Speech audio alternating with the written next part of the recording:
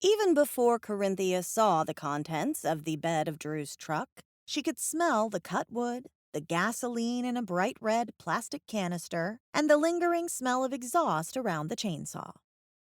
"You came prepared," Corinthia said. "Yep," Drew said, dropping the tailgate with a controlled bang. Stevie's eyes widened. "Would you like some help carrying all that?" Corinthia asked, secretly hoping the answer would be no. Drew raised one eyebrow and smirked. "You too? With your soft hands? Nah, I got this." Stevie held her hands out.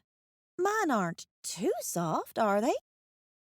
Drew looked them over with a professional eye, and then, not so professionally, took one of Stevie's hands and gave it a long, slow, up-close look. Just right," she said. Stevie giggled. Corinthia rolled her eyes. "Maybe we should get out of the way and let Drew get to work." "That's what you're paying me for," Drew agreed cheerfully and began hauling pieces of lumber out of the truck. Stevie elbowed Corinthia solidly in the ribs when Drew had walked off bearing half a tree's worth of wood. "I was getting somewhere." "Yes, but my fence wasn't." "Spoil sport? Coquette? Who even uses words like that?" "I do," Corinthia said, a lifetime's use of $5 words giving her a blithe serenity about it. "Besides, you can get back to it when you serve the refreshments." They retreated to the kitchen, where Buford had taken up a post by the back door to watch the goings-on. His gaze followed Drew back and forth almost as much as Stevie's did, only Stevie didn't occasionally let out an observant howl or two to mark the occasion. Corinthia had done the research and determined that to get her homeowner's insurance company involved would be more trouble than it was worth. They might replace the broken fence, but they might also cancel the policy at the end of year, as a lesson to all homeowners who might dare to make a claim on the insurance they paid thousands of dollars for. So Corinthia hired Drew to prop it up safely until the day, presumably far in the future, when Corinthia had enough cash to pay for a full repair or replacement.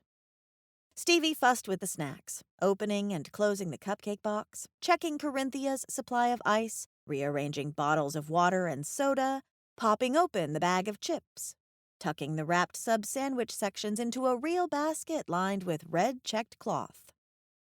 "I'll have to fix my fence more often," Corinthia said, "if you're going to lay out a spread like this." Buford, temporarily distracted by the scent of Genoa salami, tavern ham, and capicola, turned his head, but then resumed his close observation of the new stranger in the backyard. "I'm just being nice," Stevie said. "You're seducing her with submarine sandwiches." "Is that illegal?" "It could be considered false advertising, since you don't cook." "She cooks."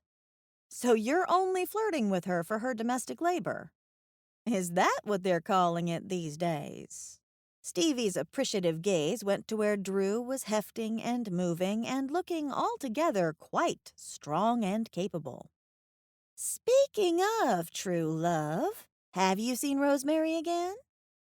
"Why is that speaking of true love?" Stevie tore her gaze away from Drew to give Corinthia a look. "Because you get a sort of stupid look whenever you talk about her?" "I do not." "Also, because she kissed you." Stevie shook her head.